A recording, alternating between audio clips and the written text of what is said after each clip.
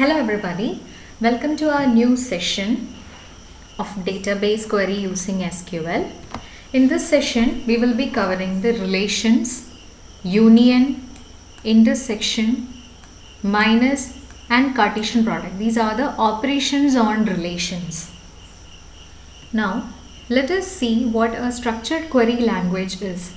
The structured query language is a particular language that helps you to deal with the databases. You can query the database and you can retrieve data or do any operations in the database using this particular language. So what is a database? Database is a place where you store the data, and a DBMS, database management system, is a system that allows you to keep this data and do all these kinds of operations. That means the operations are retrieval, storing the data, retrieving the data, changing the data, manipulating the data, deleting the data. Any kind of these operations can be done on the DBMS or the database using the structured query language. So this language is very important when you are dealing with DBMS. You can see a particular term here which is RDBMS. This R means relational. That means you are keeping your database in a relational format, in tabular data. If you are keeping your database in a tabular format, then it is called a relational data model.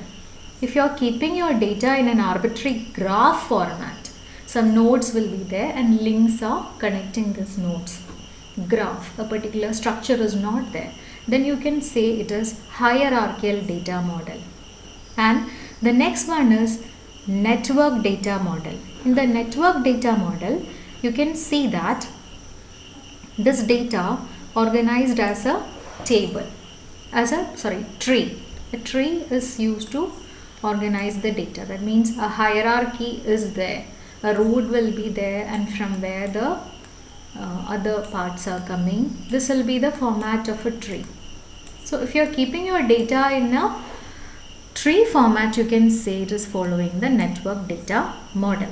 But here in this session, in our database, we keep the relational data model. Now, we just talked about databases. What are the different, what are the advantages of using a database? And here you can see that when you keep the data in a database, the data becomes less redundant. Repetition of data will not be there, and there will be data consistency. The data that you store in the database will be consistent. It will not allow inconsistency of data at any time of access. In any time you can access, the data will be consistent. There will not be any mistake. Now, a database can be shared among different people, so it facilitates data sharing. When you keep the data in a database, it enforces standard. The data is standardized and it provides some security. Not anybody can come and access the data. That means data is not secure. If you can access any part of the database, it is not secure. But database provides some security measures. It can lock some data also, so that the data is very much secure inside the database. The last point is integrity of the data. That means the correctness of the data. The data that you are keeping inside the database will be consistent and it follows integrity. It has integrity of data. There will not be any mistake in the data that you are storing inside the database. It shouldn't allow the corruption. Now we are going to see some of the operations on relations. You know that a relation is a table, exactly. So you can call a table a relation. So in a database, there will be more than one relation, more than one table. Okay, so you may be wanting to retrieve data from two different tables. Okay, two different tables. For example, in a school database, there will be data for the students, data for the administration, data for the teachers, data for the classes, data for the subjects. So these are different tables that are in the school database. So if you want to access data from two different tables, you will have to join them. And there are some operations that you can apply on these relations. We are going to discuss some of them. And the first one is union. You can see that union operation. And you must have learned about this union, and the symbol you use is a U or V. You must have seen this before. So union is a particular operation that combines the result of two different tables. That means union is a binary operation. Binary operation, it needs two different tables. In union operation, all the number of data type and columns must be same in both the tables in which union operation. That means the data type and the number of columns in two different tables should be the same. That is the only condition that you have to consider when you combine two different tables.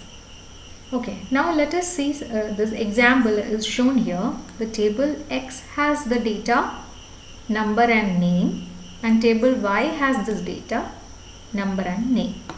Okay, in table X you have 1 toy, 2 drum, and in table Y the second table also has 2 drum, 3 pencil.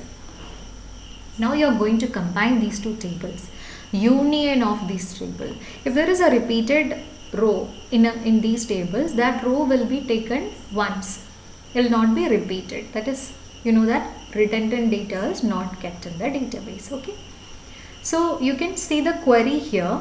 The query says select star from X union select star from Y. This is the format. Select some data from first table, then union, and select some data from the second table. So we are selecting the entire table, entire X table and entire Y table, and you can see that the number of columns are same and the data type is also same. Name is string, number must be integer.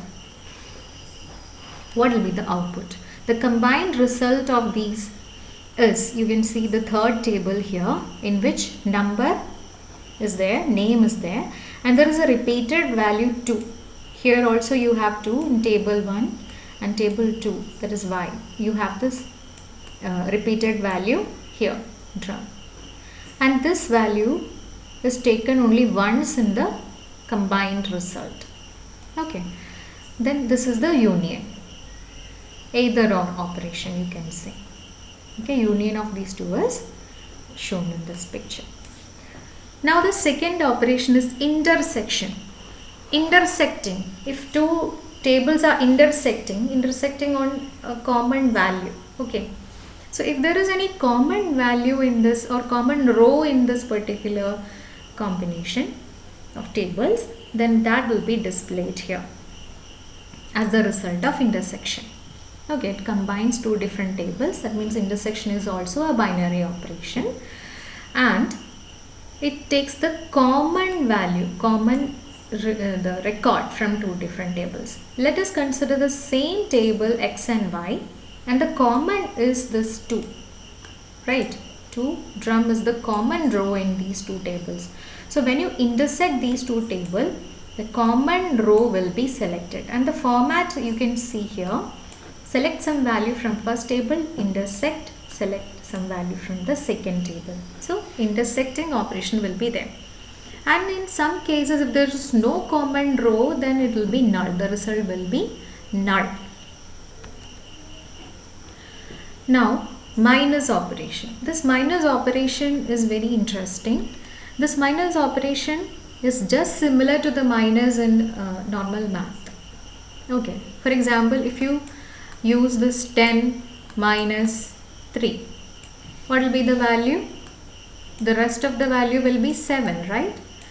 Out of 10 you are removing 3, then you will get 7. Similarly, from the first table, if you remove values in second table, you will get the remaining from the first table. Okay, this is minus operation. So here there is a small change in the table, you can see that table X is containing 1, 2, 3, okay, and table Y is containing 2 here. And if you minus this table Y from table X, what will you get?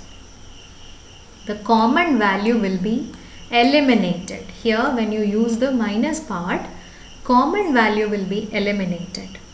Okay, so the syntax is select some value from first table minus select some value from second table. Okay, here select all from first table minus select all from second table. So the common value is 2, that will be subtracted from the first table, and the rest of the values are used to display. Now we have this operation Cartesian product, which is very interesting. Cartesian product is also called cross product, and it combines the tuples of one relation with all the tuples of the other relation. This is the key part. Okay, what is it doing? It combines the tuples from one relation with all the tuples of the other relation. For example, if table X has m rows and table Y has n rows, the total number of rows in the cross product will be definitely m by n. Okay, so you can see it here. Table X has 2 values, and for each of these will be combined with the rows in the second table.